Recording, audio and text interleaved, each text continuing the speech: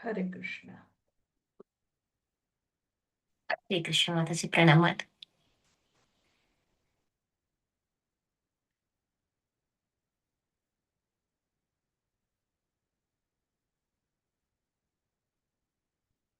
हरे कृष्ण कृष्ण कृष्ण हरे हरे, हरे राम हरे राम, हरे कृष्ण कृष्ण कृष्ण हरे हरे, हरे राम राम हरे। हरे कृष्ण कृष्ण कृष्ण हरे हरे, हरे राम राम हरे हरे। हरे कृष्ण कृष्ण कृष्ण हरे हरे, हरे राम। हरे कृष्ण।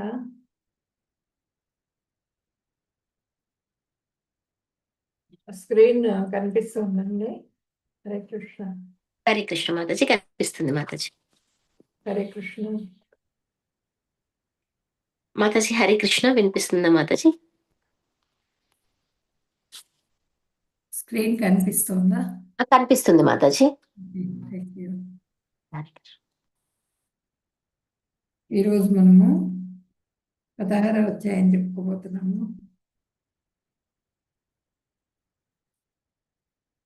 ఈ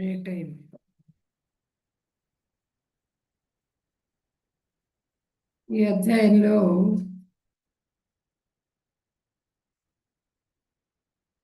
భగవంతుడు ఏం చెప్తున్నారు అంటే, మనకి శాస్త్ర నియమాలు పాటించి యుద్ధం చేయని చెప్తున్నారు. దైవీ సంపదను పెంచుకో అని చెప్తున్నారు.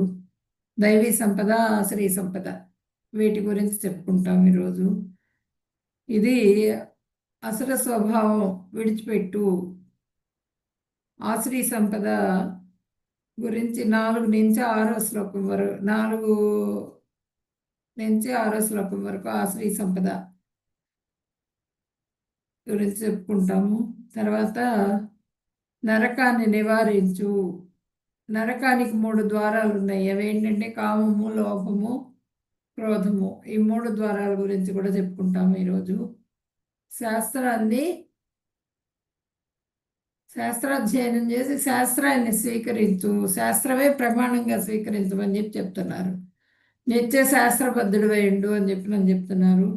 శాస్త్రాన్ని విడిచిపెట్టవాకు అంటే ఈ ధర్మాన్ని విడిచిపెట్టొద్దు, నువ్వు ధర్మం ప్రకారంగా నడుచుకో అని చెప్పినని భగవంతుడు ఈ అధ్యాయంలో మనకి తెలియజేస్తున్నారు.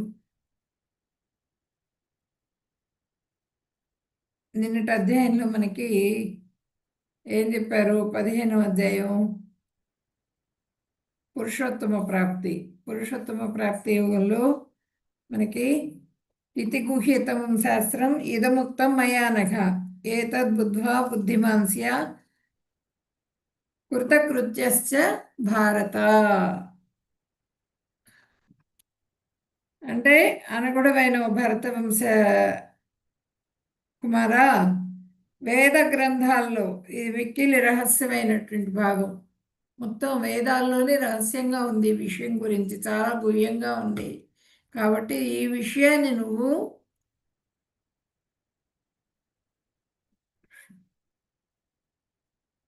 దీనిని ఎవరైతే అర్థం చేసుకుంటారో వాళ్ళు బుద్ధిమంతుడుగా ఉంటారు.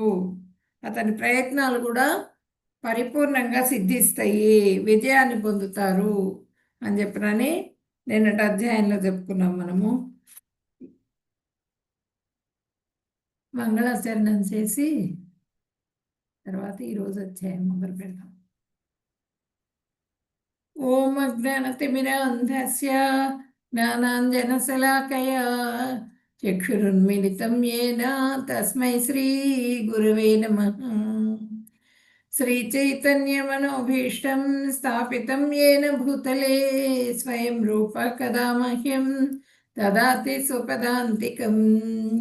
వందేహం శ్రీగురు శ్రీయుతపదకమలం శ్రీగురున్ వైష్ణవాంశ్చ శ్రీరూపం సాగ్రజాతం సగణ రఘునాథాన్వితం తం సజీవం సాద్వైతం సావధూతం పరిజన సహితం కృష్ణ చైతన్యదేవం శ్రీ రాధాకృష్ణ పాదాన్ సాగణ లలితా శ్రీ విశాఖాన్వితాంశ్చ हे कृष्ण करुणा सिंधु दीनबंधो जगत्पते गोपेश गोपिका कांत राधा कांत नमोस्तुते तप्त कांचन गौरांगी राधे वृंदावनेश्वरी वृषभानुसुते देवी प्रणमामि हरिप्रिये वाञ्छाकल्पतरुभ्यश्च कृपा सिन्धुभ्य एव च पतितानां पावनेभ्यो वैष्णवेभ्यो नमो नमः नमो विष्णुपदाय कृष्णप्रेष्ठाय भूतले श्रीमते भक्तिवेदान्त स्वामिन्येति नामिने नमस्ते सरस्वती देवे गौरवाणी प्रचारिणे निर्विशेष शून्यवादी पाश्चात्य देशतारिणे जय श्री कृष्ण चैतन्य प्रभु नित्यानंद श्री अद्वैत गदाधर श्रीवासादि गौर भक्त वृंद हरे कृष्ण कृष्ण कृष्ण हरे हरे हरे राम राम राम हरे हरे हरे कृष्ण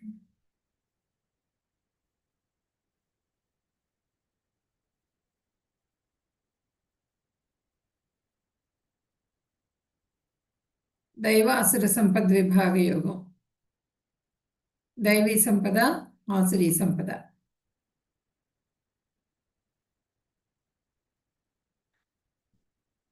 అభయం సత్వ సంశుద్ధి జ్ఞానయోగ వ్యవస్థితి దానందమశ్చ యజ్ఞశ్చ స్వాధ్యాయస్తపాద్యవం అహింసా సత్యమక్రోధః త్యాగः శాంతిరపైశునం दया भूतेष्वलुप्त्वम् आदवम् हिरीरचापलम् ते क्षमा धृति शौचम् अद्रोहो नातिमानिता भवन्ति सम्पदं दैवीम् अभिजातस्य भारत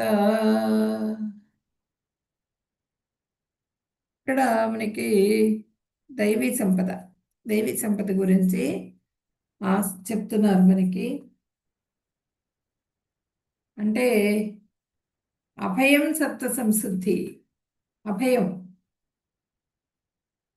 అభయం అంటే భయరాహిత్యం. ఇవన్నీ కూడా సన్యాసికి తప్పకుండా ఉండవలసిన లక్షణాలు అన్నమాట.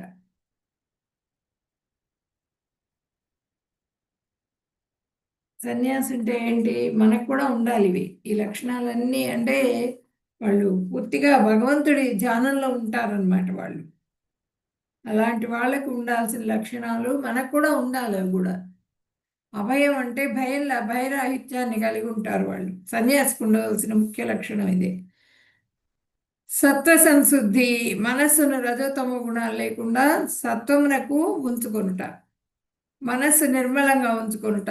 చాలా కఠినమైన నియమాలు ఉంటాయి, అవి పాటించాలి. అది చాలా నియమాలు ఉంటాయి వాళ్ళకి, కఠినమైన నియమాలు ఉంటాయి అన్నమాట. అవన్నీ కూడా పాటించాలి.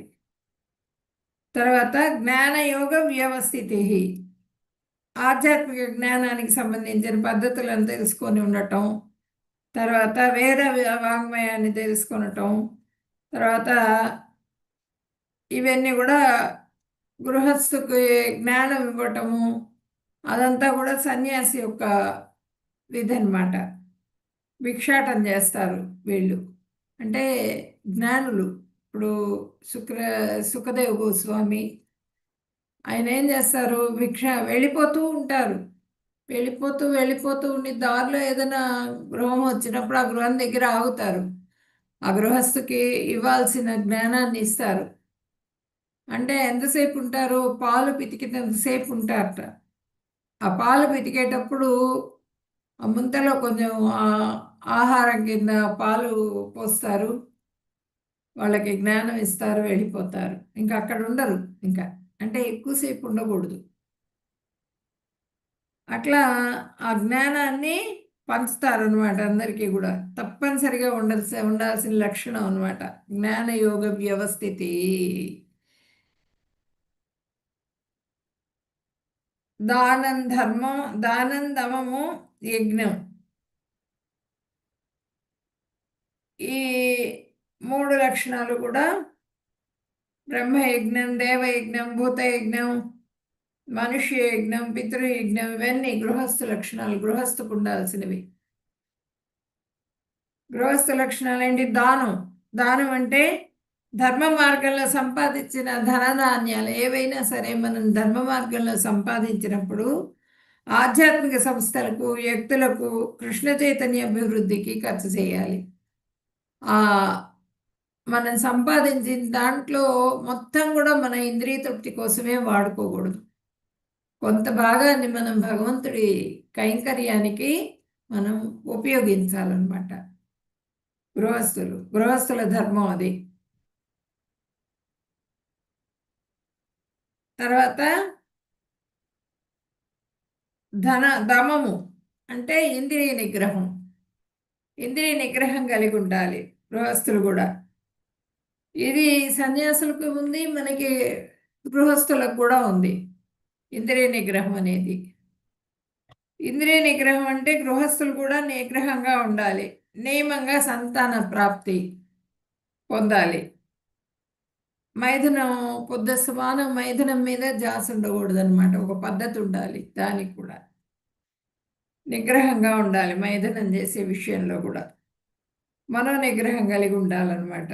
దమం అంటే మనస్సుని నిగ్రహించగలిగే సామర్థ్యాన్ని కలిగి ఉండాలి. యజ్ఞం. యజ్ఞం అంటే సంకీర్తన యజ్ఞం. అందరిని పిలిచి ప్రసాదంగా ఇవ్వాలి. అందరిని పిలవాలి, పిలిచి మనం సంకీర్తన యజ్ఞం చేసి ఇంట్లో అందరికీ ప్రసాదం పంచటం, ఇవన్నీ కూడా చేయాలన్నమాట. నామజపం, సంకీర్తన చేసి బంధువులతో ప్రసాదాన్ని అందరికీ కూడా వినియోగం చేయటం. చుట్టూ బంధువుల్ని, మళ్ళానేమో రిలేటివ్స్, వీళ్ళని ఫ్రెండ్స్ని అందరిని పిలుచుకొని సంకీర్తన యజ్ఞం చేయాలి. సంకీర్తన యజ్ఞం చేసి నామజపం చేయాలి. చేసి ఆ భగవంతుడికి ఆఫర్ చేసిన ప్రసాదాన్ని అందరికీ కూడా వినియోగించాలి. ఆ విధంగా ఉండాలి యజ్ఞం అంటే. వీటితో పాటుగా బ్రహ్మయజ్ఞము, మనం గృహస్థులు చేయాల్సింది ఏంటంటే బ్రహ్మయజ్ఞము, దేవయజ్ఞము, భూతయజ్ఞము, మనుష్య యజ్ఞము, పితృయజ్ఞం. ఈ 5 రకాల యజ్ఞాలు కూడా తప్పకుండా ఆచరించాలి. ఇది ఇంతకుముందు మీకు నేను చెప్పాను. బ్రహ్మయజ్ఞం, దేవయజ్ఞం ఇవన్నీ కూడా ఇంతకుముందు అధ్యాయంలో చెప్పాను. నేను వీటి గురించి ఎక్స్ప్లెయిన్ చేశాను. తర్వాత స్వాధ్యాయం. బ్రహ్మచారికి ఉండాల్సిన లక్షణాలు ఏంటంటే అహింస, సత్యమ, క్రోధ, త్యాగ, శాంతిరపై. ఇక్కడ స్వాధ్యాయ స్తపాధ్యాయం అంటే, స్వాధ్యాయం అంటే ఏంటంటే వేదాధ్యయనం.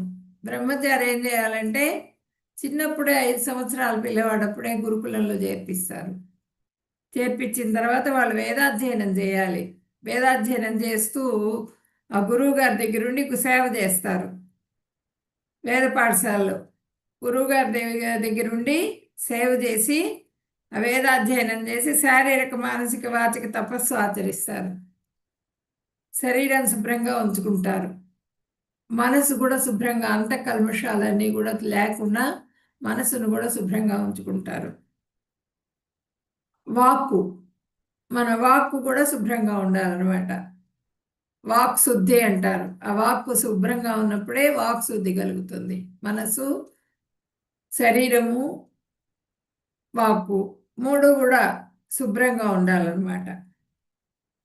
అది తపస్సు అంటే మానసిక, వాచక, శారీరక తపస్సు అన్నమాట.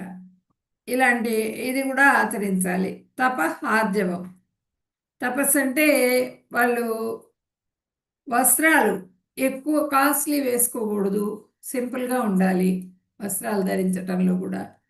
తర్వాత మాకు బెడ్స్ కావాలి, మాకు ఏసీ కావాలి, ఏసీ ఉంటేనే ఉంటాము, బెడ్స్ ఉంటేనే ఉంటాము, ఇవన్నీ ఉండకూడదు వాళ్ళకి.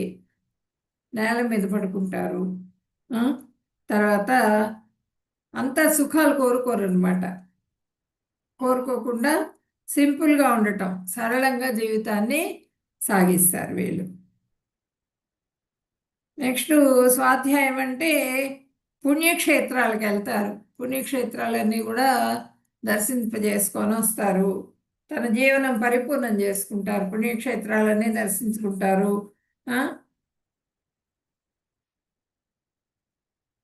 తర్వాత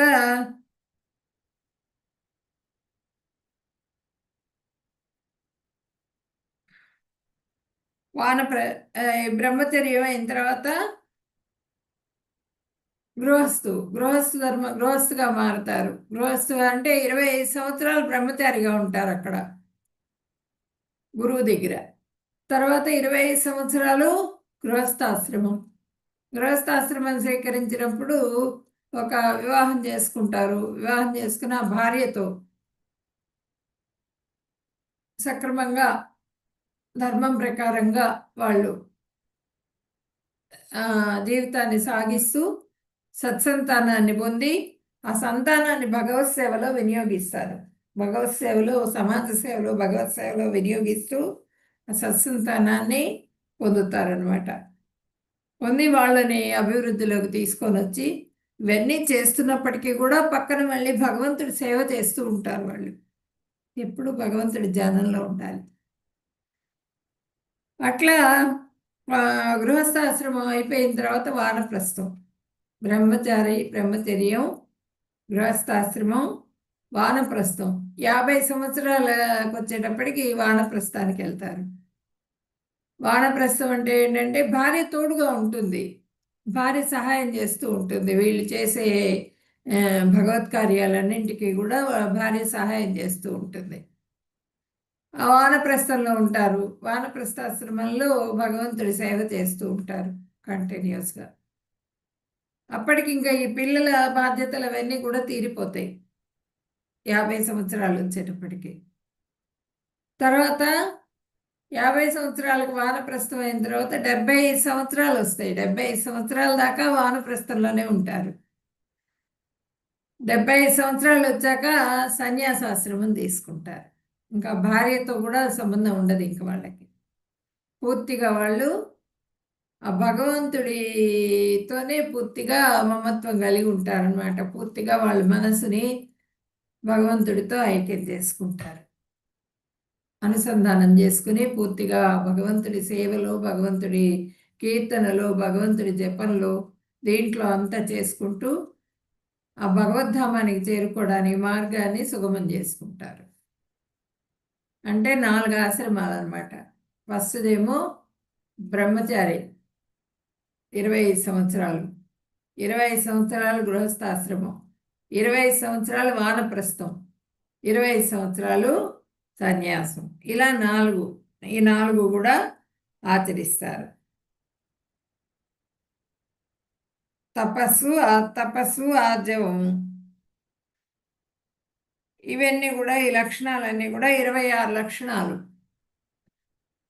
ఈ 26 లక్షణాలని కూడా కలిగి ఉంటారనమాట. అహింస కలిగి ఉంటారు, హింస చేయకుండా.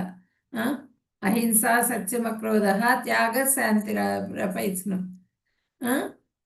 తర్వాత దయాభూతేశ్వలుప్తం, ఆర్ధవం, హ్రీరచాపలం. దయని కలిగి ఉంటారు, భూత దయని కలిగి ఉంటారు. చుట్టూ ప్రాణులు అన్నింటి మీద దయని కలిగి ఉంటారు. తేజే క్షమా ధృతి శౌచం అద్రోహో నాతిమానిత భవంతి సంపదం దైవీం అభ్యజాతస్య భారత. ఈ విధంగా వాళ్ళు 26 లక్షణాలని, దైవీ లక్షణాలు, గుణాలు, ఇవన్నీ కూడా ఈ ఎదుటి వ్యక్తిని బాధని తన బాధ అనుకుని వాళ్ళ బాధను గుర్తించడం, ఎదుటి జీవి యొక్క బాధను గుర్తించటం, తన సుఖమే సుఖంగా అనుకోకుండా ఎదుటి జీవిని కూడా గుర్తిస్తాం మనం. అదే భూతదయని కలిగి ఉండటం. ఇవన్నీ కూడా దైవీ లక్షణాలు అనమాట. ఈ లక్షణాలన్నీ కూడా 26 లక్షణాలు కూడా కలిగి ఉంటారు.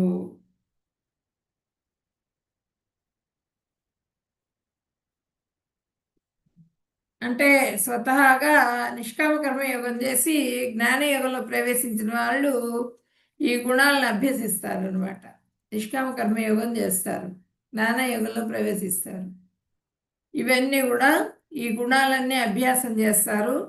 అభ్యాసం చేసి అవన్నీ కూడా వాళ్ళల్లో ఉండేట్టుగా చూసుకుంటారు. ఈ గుణాలన్నీ కూడా స్వతగా వాళ్ళలో లేకపోయినా కూడా ఈ గుణాలన్నీ కూడా ఆ ప్రయత్నం అనమాట, అభ్యాసం సాధన ద్వారా వాళ్ళు అలవర్చుకుంటారు అనమాట. కానీ భక్తులకైతే కనుక ఈ వాళ్ళు భక్తిలో ప్రవేశించి భగవంతుడి సేవ చేస్తూ ఉంటే ఆటోమేటిక్గా వాళ్ళకి ఈ గుణాలన్నీ కూడా వస్తాయి.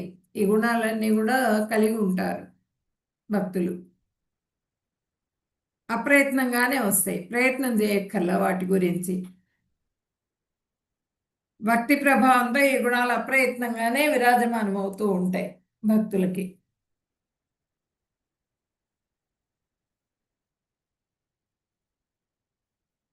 నిర్భయత్వం, అభయం సత్వసంతు, నిర్భయత్వం, చిత్తశుద్ధి, ఆధ్యాత్మిక జ్ఞాన సాధన, దానము, ఇంద్రియ నిగ్రహము, యజ్ఞాచరణము, వేద పఠనము, తపస్సు, సరళ స్వభావము, అహింస, సత్యము, కోపం లేకుండా ఉండటం, త్యాగము, శాంతి, చాడీలు చెప్పకుండా ఒకళ్ళ మీద చాడీలు చెప్తూ ఉండటం, అవంతా లేకుండా ఉండటం, సకల జీవుల పట్ల దయ, సుఖాలు వాంఛింపకపోవటం, మృదుత్వం, లోక విరుద్ధమైన శాస్త్ర విరుద్ధమైన కర్మాచరణం ఎందు సిగ్గు కలిగి ఉండటం, దృఢ నిశ్చయము, తేజస్సు, ఓర్పు, ధైర్యము, శుచిత్వము, ద్రోహం చేయకపోవటం, గౌరవవాంఛ లేకపోవటం, దైవీ సంపద కలిగిన వారి లక్షణాలు. ఈ లక్షణాలన్నీ కూడా 26 లక్షణాలు.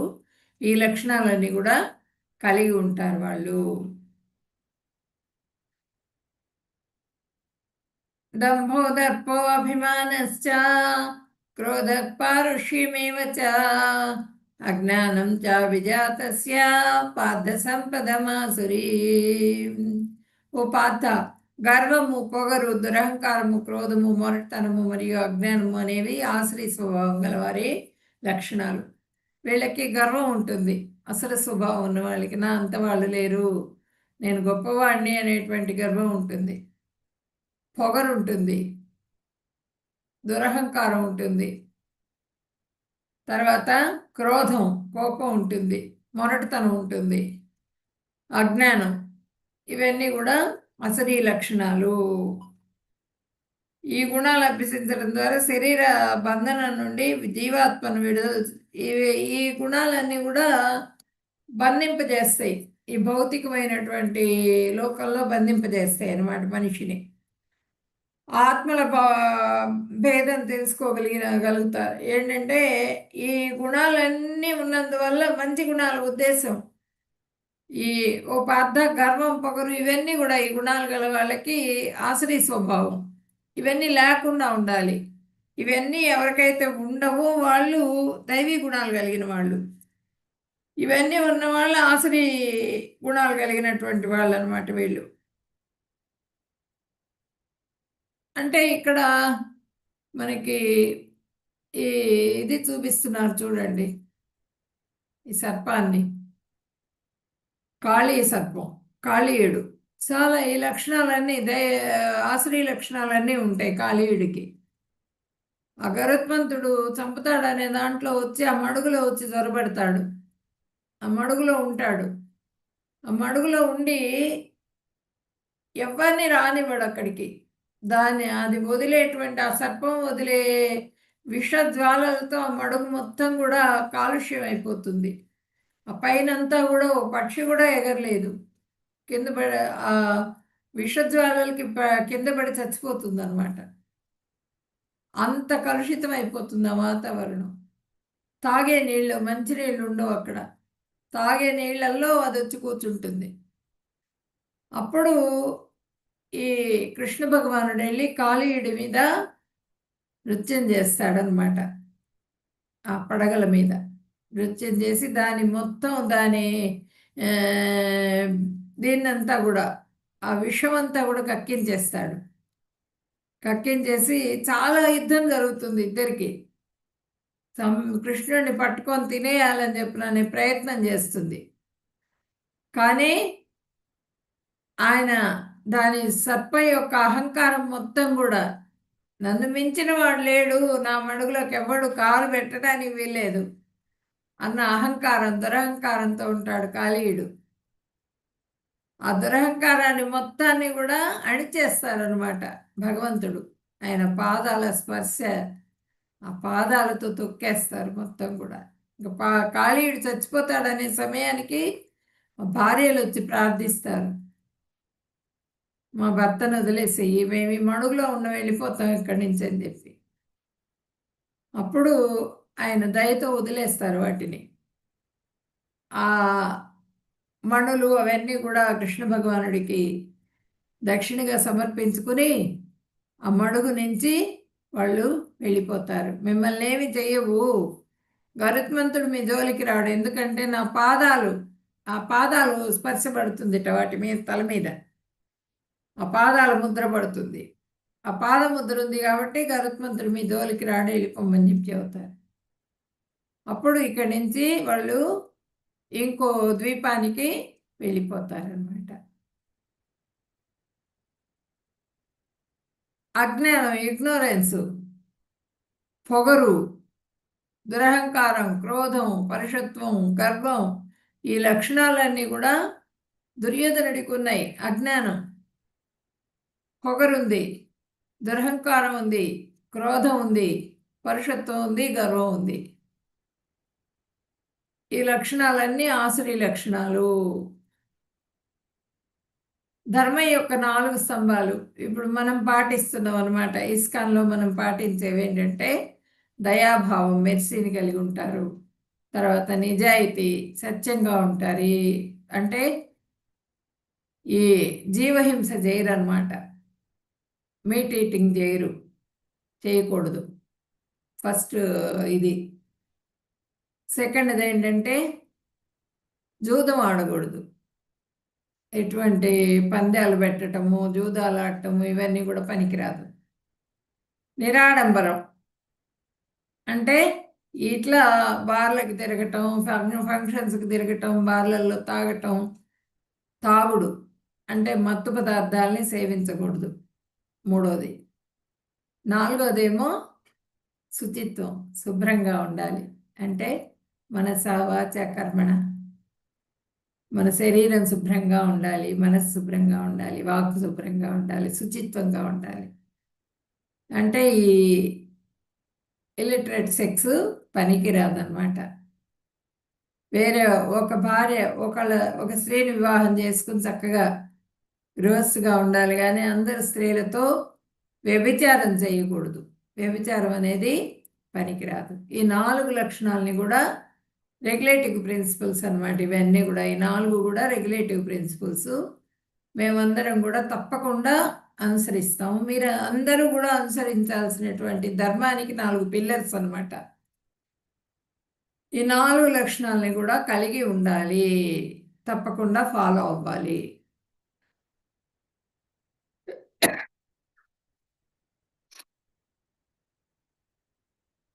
నేటి ప్రతి కుటుంబం యొక్క గాథ. భార్యాభర్త కొట్టుకుంటూ ఉంటారు ఎప్పుడు కంటిన్యూస్గా. ఆ కొట్టుకుంటూ ఉన్నప్పుడు మధ్యలో పిల్లలు నలిగిపోతూ ఉంటారు. పెద్దవాళ్ళ దగ్గర ఉండరు వీళ్ళు, పెద్దవాళ్ళని బయటికి పంపించేస్తారు. వృద్ధాశ్రమాల్లో ఉంటారు పెద్దవాళ్ళు. వాళ్ళిద్దరే పిల్లల్ని పెట్టుకొని ఉంటారు, ఇద్దరు ఎప్పుడు కొట్లాడుకుంటూ ఉంటారు. ఆ పిల్లలకు కూడా మంచిది అని చెప్పడానికి కూడా వాళ్ళు చెప్పలేరు. కృష్ణుడి కేంద్రంగా ఉన్నప్పుడు ఆ కుటుంబం ఎలా ఉంటుంది? ఇది ఆసురీ లక్షణం. ఒకళ్ళనొకళ్ళు హింసించుకోవడం, మనసావాచ కర్మణ ఆసురీ లక్షణం. ఇది దైవీ లక్షణం. దైవీ లక్షణం అంటే ఇదేంటంటే ఎప్పుడు ఆ భగవంతుడి ధ్యానంలో ఉంటారు. భగవంతుడిని కేంద్రంగా పెట్టుకుని భగవంతుడి సేవ చేసుకుంటూ పిల్లలకు కూడా అదే దారి చూపిస్తూ వాళ్ళు కేంద్ర బిందువుగా కృష్ణుడిని పెట్టుకున్నప్పుడు వాళ్ళు దైవీ లక్షణాలని కలిగి ఉంటారు. दैवी सम्पद्विमोक्षाय निबन्धाय श्रीमता मासु च सम्पदं दैवीम् अभिजातोऽसि पाण्डव।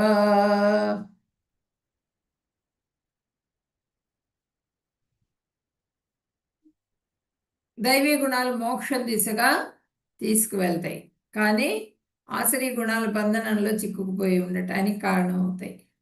ఓ అర్జున, నీవు దైవీ గుణాలతోనే జన్మించావు, బాధపడకు. నువ్వు దైవీ గుణాలతోనే జన్మించావు కాబట్టి నువ్వు బాధపడద్దు. ఆసురీ లక్షణాలేమో ఈ బంధనంలో మళ్ళీ మళ్ళీ జన్మలు తీసుకుంటూ ఉంటారు వాళ్ళు. దైవీ గుణాలు కలిగి ఉన్న వాళ్ళు మోక్ష దిశగా వాళ్ళ ప్రయాణం సాగుతుందన్నమాట. ఈ కలియుగ వాసులందరూ కూడా ఆసురీ లక్షణాలే కలిగి ఉన్నారు. ఒక్కొక్కళ్ళకు ఒక్కొక్క లక్షణాలు, అవన్నీ కూడా పోగొట్టుకోవాలి. పోగొట్టుకొని పూర్తిగా దైవీ లక్షణాల కోసం ప్రయత్నం చేయాలన్నమాట.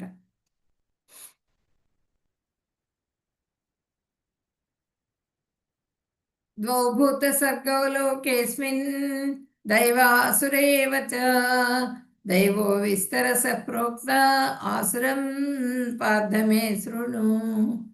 అర్జున, ఈ లోకంలో ప్రాణుల సృష్టి దైవీ స్వభావం, ఆసురీ స్వభావం కలిగిన వారని రెండు రకాలు. దైవీ సంపద గురించి వివరంగా ఇదివరకే చెప్పాను, ఇక ఆసురీ సంపద గురించి చెప్తాను విను అని చెప్తున్నారు. దైవీ సంపద ఏంటో చెప్పుకున్నాం మనం మొదట్లోనే. ఇప్పుడు ఇంకా ఆసురీ సంపద, ఆసురీ లక్షణాలు అంటే ఏంటి అనేది చెప్తాను విను అని చెప్పినని చెప్తున్నారు భగవంతుడు.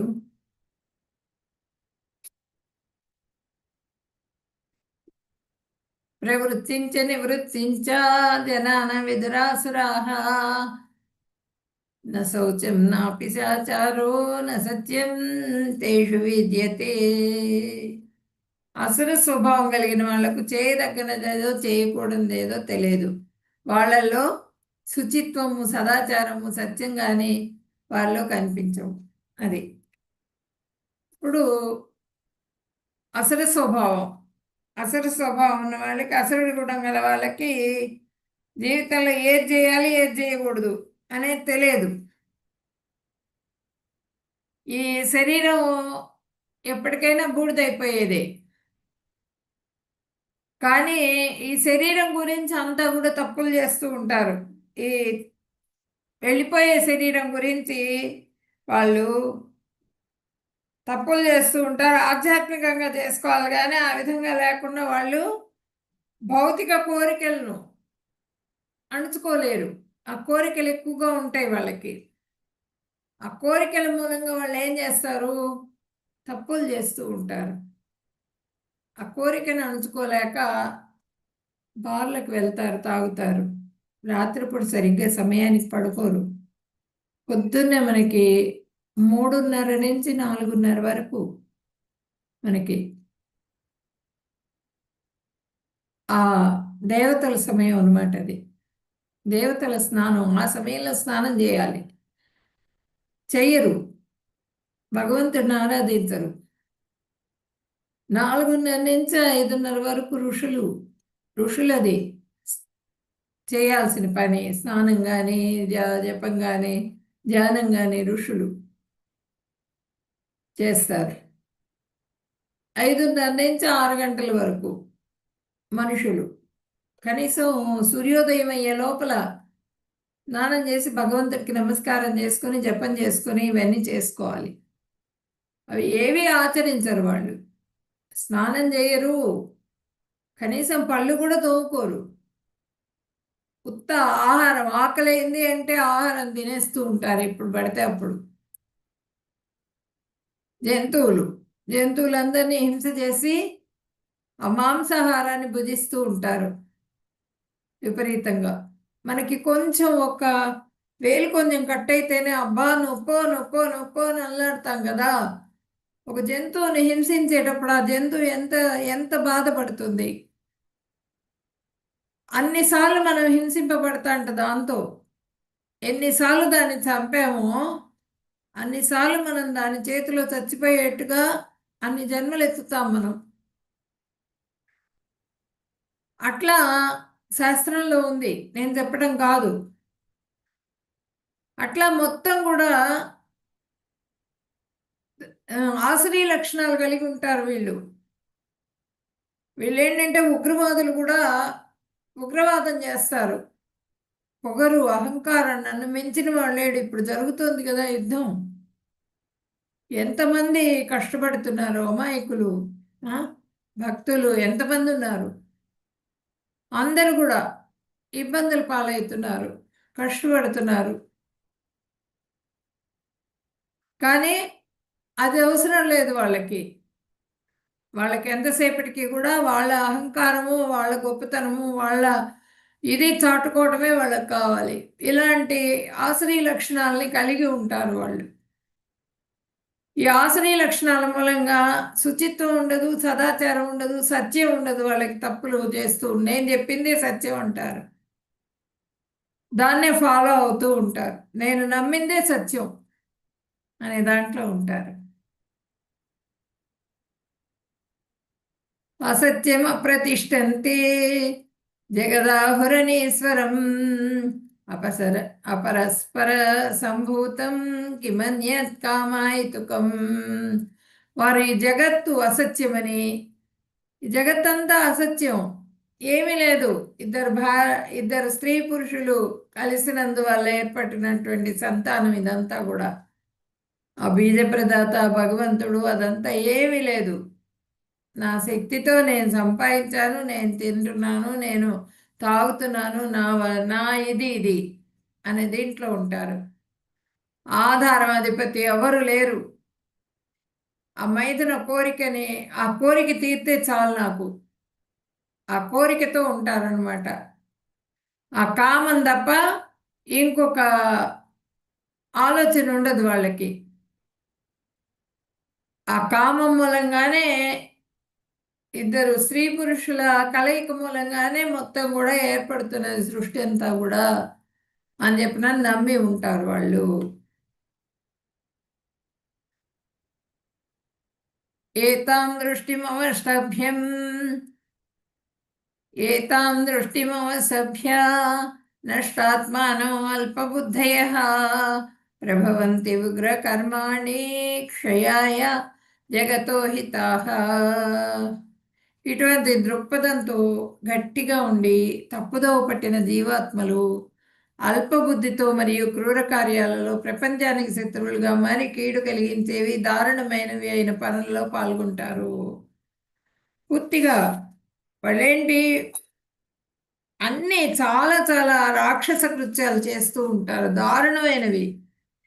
ఎంతమంది జనం చనిపోతారు, ఎంతమంది అవస్థలు పడతారు, ఎంత ఈ ఆ బాంబ్స్ అవన్నీ కూడా వేస్తూ ఉంటే కొన్ని సంవత్సరాల పంట కూడా పండదు. మొత్తం జల కాలుష్యం, వాయు కాలుష్యం అంతా జరిగిపోతున్నది. విధ్వంసం అన్నమాట. అంత జరుగుతున్నా కూడా వాళ్ళు పట్టించుకోరు. ఎందుకంటే తప్పుదోవ పట్టింది, వాళ్ళ జీవాత్మ తప్పుదోవ పట్టింది. అల్పబుద్ధిని, చాలా తక్కువ ఆలోచనలు, తక్కువ ఆలోచన అంటే వాళ్ళకి తెలివితేటలు లేనందువల్ల అతి తెలివితేటల మూలంగా క్రూరమైన కార్యాలు చేస్తున్నారు. ప్రపంచానికి శత్రువులుగా మారిపోతున్నారు అన్నమాట. మొత్తానికి కూడా కీడు కలిగించేవి అవన్నీ కూడా ఫాలో అవుతున్నారు, దారుణమైనవి.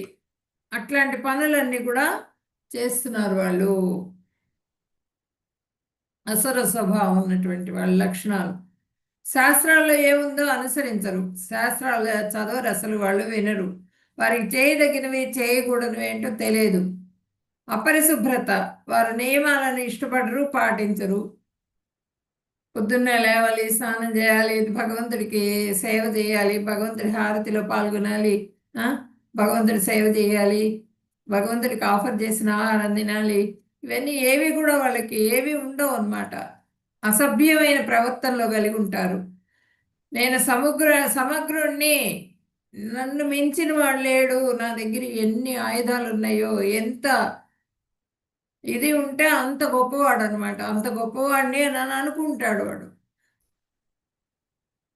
అన్నింటినీ నియంత్రించేవాడిని నేను, నువ్వు నా మాట వినలేదనుకో ఇప్పుడు నీ సంగతి చూస్తా నేనంటాడు. అటువంటి స్వీయ కేంద్రీకృతం, మొత్తం కూడా అంతా నాదే అనే దీంట్లో ఉంటారు వీళ్ళు. అసత్యవంతులు వీళ్ళు, అసలు స్వభావాలు కలిగినటువంటి వాళ్ళు. ఇంద్రియ తృప్తియే మానవ నాగరికత యొక్క ప్రధాన అవసరం. ఇంద్రియాలను తృప్తిపరచటమే అనే దీంట్లో ఉంటారు. దాంతో లెక్కలేనన్ని ఆందోళనలు, చాలా చాలా ఆందోళనలు.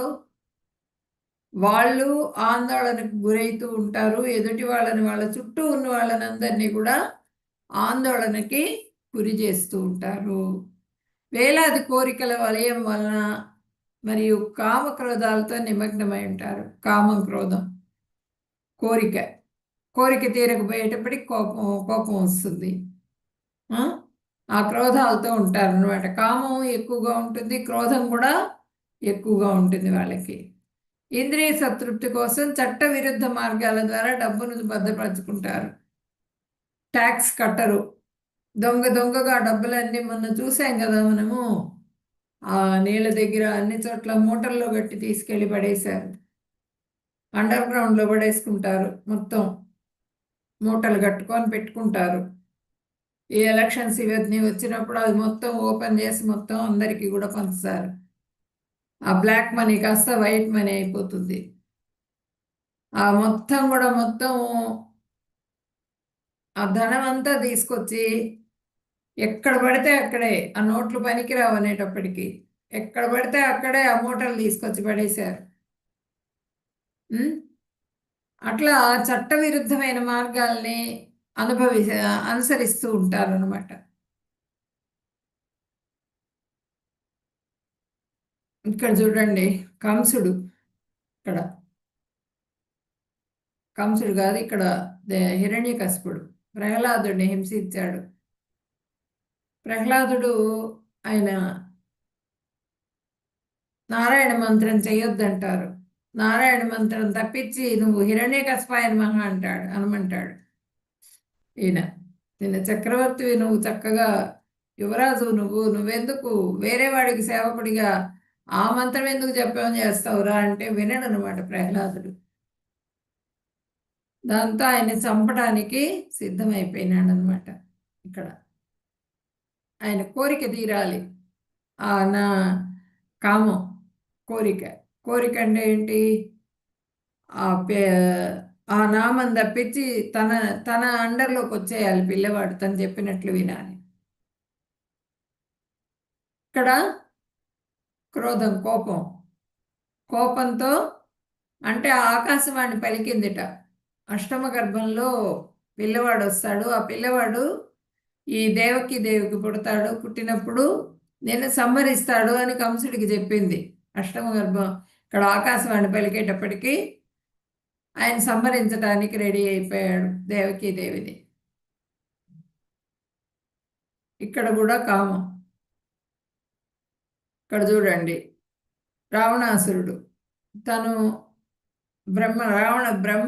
బ్రాహ్మణుడు, సర్వశాస్త్రాలు కూడా చదువుకుంటాడు ఆయన. తెల్లవారు లేచేటప్పటికి 1,000 లింగాలు ఖర్చం చేస్తాడట. అంటే అంత గొప్పవాడైనప్పటికీ కూడా ఆయనలో ఉన్నటువంటి లక్షణము, ఆ బ్యాడ్ హ్యాబిట్ ఏంటంటే అంతా ఏదైతే గొప్పది ఉందో అది మొత్తం కూడా నా సొంతం కావాలి, నన్ను మించి ఎవరూ ఉండకూడదు. ఆ ఆడవాళ్ళ వ్యసనం, స్త్రీలందరినీ తీసుకెళ్ళి తన రాణులుగా అక్కడ పెట్టుకుంటాడు అనమాట. ఇక్కడ సీతామ్మ అని తీసుకొని వెళ్ళి ఆ లంకలో పెట్టుకున్నాడు. పూర్తిగా నాశనం అయిపోయాడు రావణాసురుడు.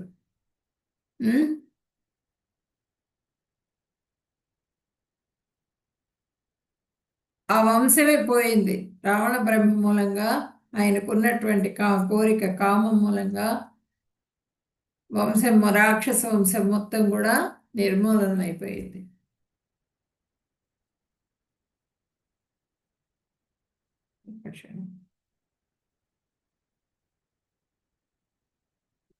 ఆత్మసంభావితా స్తబ్ధా ధనమానమదాన్వితాః యజంతే నామ యజ్ఞస్తే దంభేనా విధిపూర్వకం తమను తామే పొగడుకుంటూ వినయ విధేయతలు లేకుండా ధన మద గౌరవంతో వాళ్ళు శాస్త్ర విరుద్ధంగా పేరుకు మాత్రం యజ్ఞాలు చేస్తారు. గొప్ప కోసం యజ్ఞాలు చేస్తూ ఉంటారు వీళ్ళు. శాస్త్రంలో ఉండదు ఆ యజ్ఞం గురించి, కానీ వాళ్ళ యజ్ఞం చేస్తారనమాట. వినయ విధేయతలు ఉండవు. ఒక బ్రాహ్మడు ఉండడు, పూర్వం ఏం చేయాలి, పూర్వ భాగంలో ఏం చేయాలి, ప్రస్తుతం ఏం చేయాలి, తర్వాత ఏం చేయాలని యజ్ఞ విధులు ఉంటాయి. అవన్నీ ఏవి ఆచరించరు వాళ్ళు. ఏవి ఆచరించకుండా ధనమదంతో యజ్ఞాలు చేస్తున్నాం అంటారు. శాస్త్రానికి విరుద్ధంగా చేస్తారు యజ్ఞాలు. తమను తాము పొగుడుకుంటూ ఉంటారు. అంటే ఒక బ్రాహ్మణుడు ఉండాలి, సద్బ్రాహ్మణుడు ఉండాలి, యజ్ఞానికి సంబంధించిన ద్రవ్యాలు ఉండాలి, అవన్నీ పెట్టి యజ్ఞం చేయాలి మనం. కానీ అవన్నీ ఏవి కూడా సక్రమంగా ఉండవు, లేకుండానే యజ్ఞాలు చేస్తూ ఉంటారు.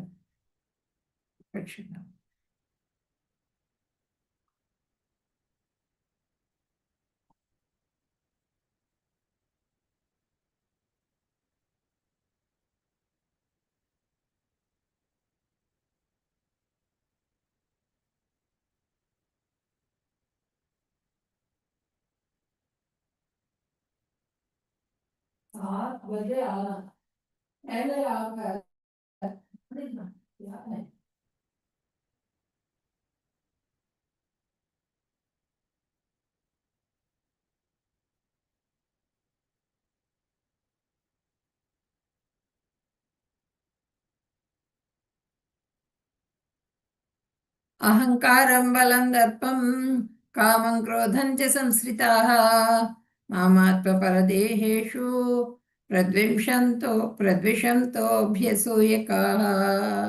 అహంకారము, బలము, గర్వము, కామము, క్రోధంచే కళ్ళు మూసుకుపోయి భగవంతుని పట్ల అసూయ కలిగి ఉన్న అసరీ ప్రవృత్తి గలవారు తమ దేహాలలో మరియు ఇతరుల శరీరాల్లో ఉంటున్న నన్ను ద్వేషిస్తారు. ఆ పరమాత్మను ద్వేషిస్తూ ఉంటారనమాట. అంటే ఇక్కడ ఏం చెప్తున్నారంటే అహంకారం, బలం, దర్పం, కామం, క్రోధం. కామం వలన అందరి హృదయాల్లో పరమాత్మ ఉన్నాడు అని చెప్పనని వాళ్ళు నమ్మరు అనమాట. తనకు కలిగిన ఆకలి తప్ప ఎదుటివాడికి కూడా ఆకలి ఉంటుందనే విషయం తెలియదు, వాళ్ళకి పట్టించుకోరు. వాళ్ళ సుఖమే వాళ్ళకి కావాలి, వేరే విషయాలు ఏవి కూడా పట్టించుకోరు. తన బాధే బాధ, ఎదుటివాడి బాధ బాగుంది కాదు. వేరే వాళ్ళ పైన ధ్యాస ఉండదు అనమాట. పరజీవుల్ని హింసిస్తారు. శాస్త్ర ప్రకారంగా భగవంతుడు అందరి జీవుల పట్ల పరమాత్మ రూపంలో ఆయన అందరి హృదయాల్లో కూడా ఉన్నారు. అది గుర్తించరు వాళ్ళు. ఇప్పుడు ఇక్కడ చూడండి, ఇక్కడ రాసయాగం జరుగుతున్నది. ఆ కృష్ణ భగవానుడికి ప్రథమ తాంబూలం ఇవ్వడానికి నిర్ణయం జరిగింది. ప్రథమ తాంబూలం ఇవ్వడానికి రెడీ అన్నీ కూడా ఏర్పాట్లు జరుగుతున్నాయి. ఇక్కడ ఈయన శిశుపాలుడు ఏం చేశాడు, ప్రథమ తాంబూలం ఇక్కడ ఇంతమంది యోధులు ఉన్నాం, గొప్పవాళ్ళం ఉన్నాం, వాళ్ళెవ్వరికీ ఇవ్వకుండా ప్రథమ తాంబూలము కృష్ణుడిని ఎందుకు ఎంపిక చేశారు అని చెప్పి తిట్టడం మొదలుపెట్టాడు. శిశుపాలుడు వికృతమైన రూపంతో పుడతాడు. ఆ వికృతమైన రూపం ఎట్లా పోతుంది అంటే మూడో కన్ను లాగా ఇక్కడ ఒకటి వస్తుంది అనమాట, వికృత రూపం. ఆ వికృత రూపం ఎట్లా పోతుంది అంటే ఎవరైతే ఈ పిల్లవాడిని ఎత్తుకుంటే ఆ మామూలు రూపం వస్తుందో వాళ్ళ చేతుల్లోనే సంహరింపబడతాడు అని చెప్తారు జ్యోతిష్కులు. అప్పుడు అందరూ వెళ్తూ ఉంటారు, వాళ్ళకి పిల్లవాడిని ఇస్తూ ఉంటారు. అలాగే కృష్ణ భగవానుడిని కూడా తీసుకొని యశోదమ్మ, నంద మహారాజు వెళ్తారు వాళ్ళ ఇంటికి. వెళ్ళినప్పుడు ఆ శిశుపాలుడిని ఎత్తుకోగానే ఆయనకి అందమైన రూపం వచ్చేస్తుంది.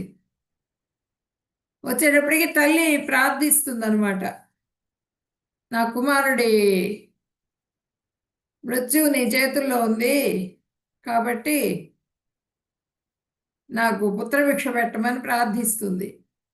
అప్పుడు కృష్ణ భగవానుడు చెప్తారు, 100 తప్పుల వరకు నేనేమి చేయను వీడిని, 100 తప్పులు కంప్లీట్ కాగానే వీడు నా చేత సంహరింపబడతాడని చెప్తాడు. ఆ రాజసూయ యాగ సమయంలో దూషించడం మొదలు పెట్టేటప్పటికి ఆ దూషణ మొత్తం కంప్లీట్ అయ్యేటప్పటికి 100 తప్పులు అయిపోతాయి. సుదర్శన చక్రం వచ్చి ఆయన్ని దునుమాడేస్తుంది, సంహరించేస్తుంది అనమాట.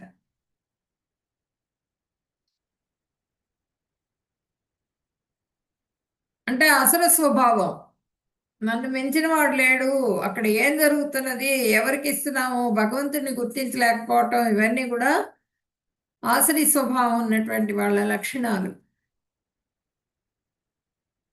ఆసురీం యోనిమాపన్నాః మూఢ జన్మని జన్మని మామ ప్రాప్యైవ కౌంతేయ తతో యాంత్యధమాం గతిం. ఓ కౌంతేయ, అసుర జీవజాతుల్లోనే మాటి మాటికి జన్మ పొందేలాంటి మూర్ఖులు ఏ జన్మలోనూ నన్ను చేరలేరు. క్రమంగా వారు అంతకంతకి అధోగతి పాల. వాళ్ళేంటి తప్పు చేస్తారు, ఆ తప్పు చేసినప్పుడు దాన్ని సరిదిద్దుకునే ప్రయత్నం చేయరు, దాన్ని దాచుకోవడం కోసం ఇంకొంచెం పెద్ద తప్పు చేస్తారు, ఇంకా కొంచెం పెద్ద తప్పు చేస్తారు. పూర్తిగా వాళ్ళు డౌన్ అయిపోతారు అన్నమాట, పూర్తిగా అధోగతి పాలవుతారు. ఇప్పుడు భక్తులు 64 మాలలు చేస్తున్నామండి మేమని చెప్పనని మొదలు పెడతారు. 64 మాలలు 32 అయిపోతాయి. అపరాధాల మూలంగా 64 32 అయితే 32 16 అయితే 16 కాస్త 2 మాలల్లోకి వచ్చేస్తుంది, పూర్తిగా డౌన్ అయిపోతారు. డౌన్ అయిపోయి ఏ ఉందండి కృష్ణుడు ఏదో నామం ఎప్పుడో చేసుకుంటున్నాం అనే స్థితికి వచ్చేస్తారు.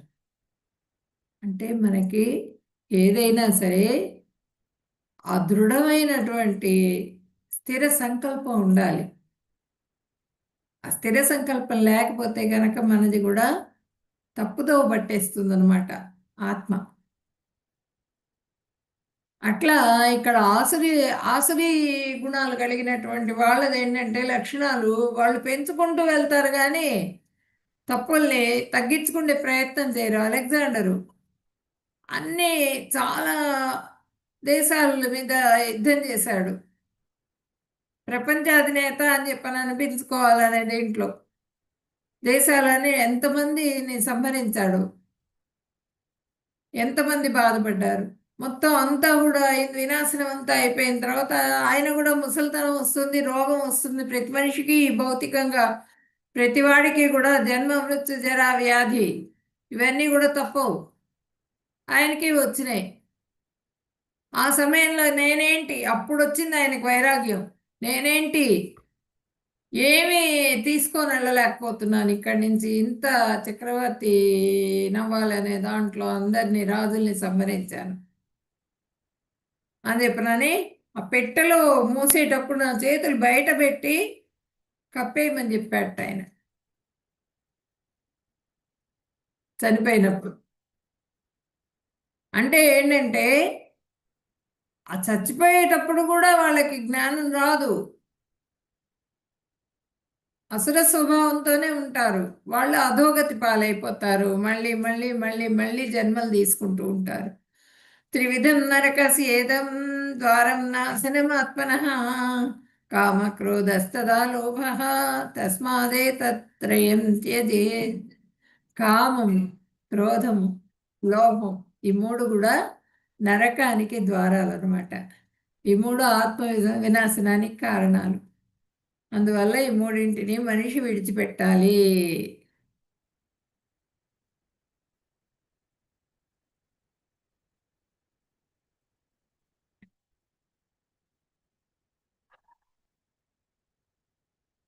ఇక్కడ చూడండి, కామం, ద్రౌపదిని హింసించారు, అక్కడ అవమానపరచాలని చూశారు ఒక స్త్రీని. క్రోధం, యాంగర్, కోపం అన్నమాట. దుర్యోధనుడికి ఆ భీముడి మీద కోపం, క్రోధం. ఎప్పుడు భీముడిని చూసినా కూడా కయ్యానికి కాలు దూవుతూ ఉండేవాడు. లోభం, మొత్తం కూడా ఈ హస్తినాపురాన్ని మొత్తాన్ని కూడా చక్రవర్తి నేనే, మొత్తం కింగ్డమ్ మొత్తానికి కూడా చక్రవర్తి నేను అని చెప్పిన అనేటువంటి ఆశ, దురాశ, వాళ్ళకి పాండవులకి ఇవ్వాల్సిన భాగాన్ని కూడా ఇవ్వకుండా మొత్తం కూడా తన సొంతం చేసుకోవాలనే ప్రయత్నం చేశాడు. ఈ మూడు కూడా నరకానికి ద్వారాలు. ఏతైర్విముక్త కౌంతేయ తమో ద్వారైస్త్రిభిర్నరః ఆచరత్యాత్మన శ్రేయః తతో యాతి పరాం గతిం. ఒకంతే ఈ మూడు దుర్గుణాలను వదిలి వేసిన వాడు ఆత్మానుభూతికి అనుకూలమైన కార్యాలను చేస్తూ ఆ విధంగా క్రమంగా పరమపదం పొందుతాడు. ఈ మూడు, కామం, క్రోధం, లోభం, ఇవన్నీ కూడా ఎవరైతే వదిలేస్తారో, ఈ మూడు గుణాలు, దురాశ, ఇవన్నీ కూడా ఎవరైతే లేకుండా ఉంటారో వాళ్ళు పరమపదాన్ని చేరుకోవడానికి మార్గాన్ని సుగమం చేసుకుంటారు. వాళ్ళు లేని వాళ్ళు, అవన్నీ ఉన్న వాళ్ళు ఏంటి, ఇలా ఇగ్నోరెన్స్తో, అమాయకత్వంతో వాళ్ళు మళ్ళీ మళ్ళీ జన్మల్ని పొందుతూ ఉంటారు. మాయాదేవి చేతులు, మాయాదేవి పిలుస్తున్నది చూడండి ఇక్కడ, రా నాయనా రా, పెడతాను, నేను బంధనంలోకి తీసుకుంటాను అని చెప్పినది మాయాదేవి పిలుస్తున్నది. మాయాదేవి చేతుల్లో పడిపోతారనమాట.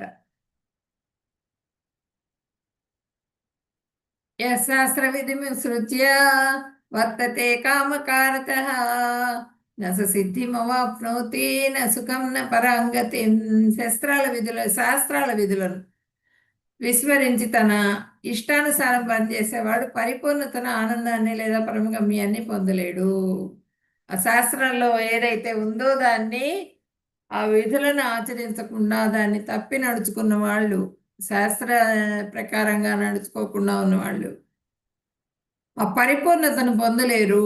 పరిపూర్ణతను పొందినందువల్ల ఆనందాన్ని పొందలేరు. వాళ్ళు ఆనందాన్ని పొందనందువల్ల వాళ్ళు గమ్యాన్ని చేరుకోలేరు. మనిషి జీవితం యొక్క లక్ష్యం ఏంటి, ఆ గమ్యం ఏంటి, దాన్ని సక్రమమైన దారిలో నడుచుకోలేరు.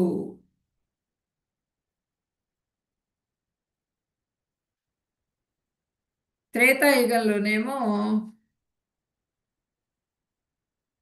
హరే కృష్ణ,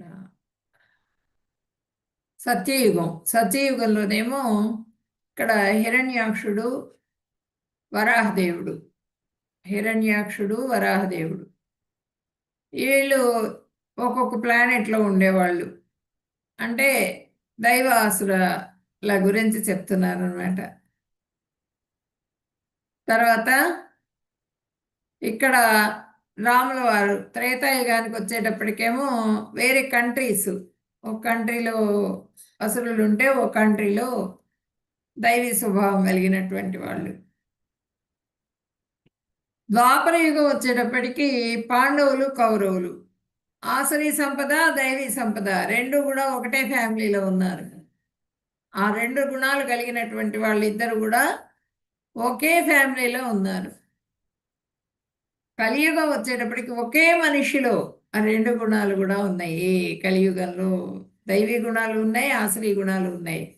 మనం ఏం చేయాలంటే ఆ దైవీ గుణాలు ఏంటి అన్నది మనం గమనించి ఆ దైవీ గుణాలని పెంపొందించుకునేందుకు ప్రయత్నం చేయాలి. ఆసురీ గుణాలని విసర్జించే ప్రయత్నం చేయాలి. దానికి ఆసురీ గుణాలని విసర్జించాలి అంటే ఎలా పోతాయి ఆసురీ గుణాలు?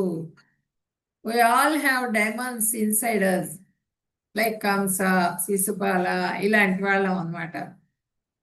అవన్నీ ఆ ఆసురీ లక్షణాలు కలిగి ఉంటాం అందరం కూడా.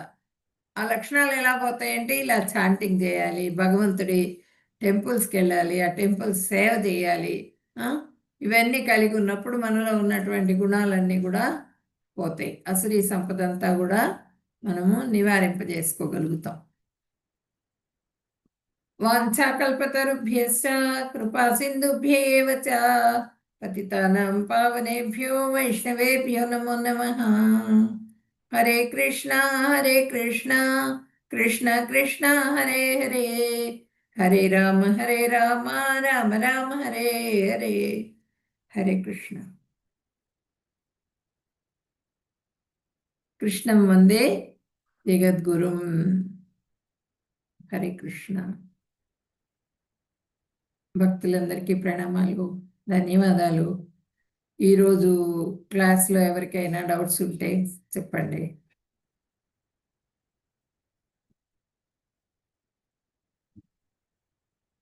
ఒక్క క్షణం.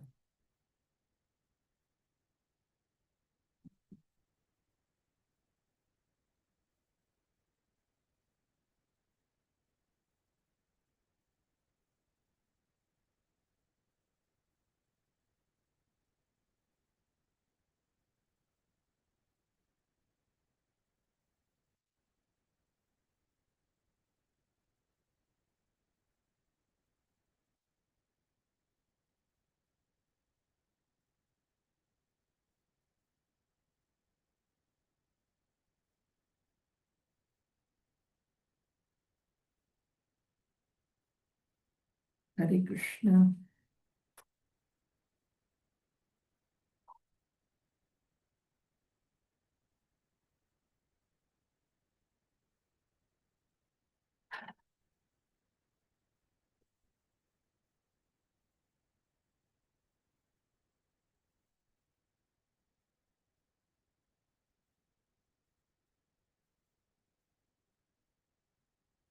ఈరోజు క్లాస్లో ఎవరికైనా డౌట్స్ ఉన్నాయా?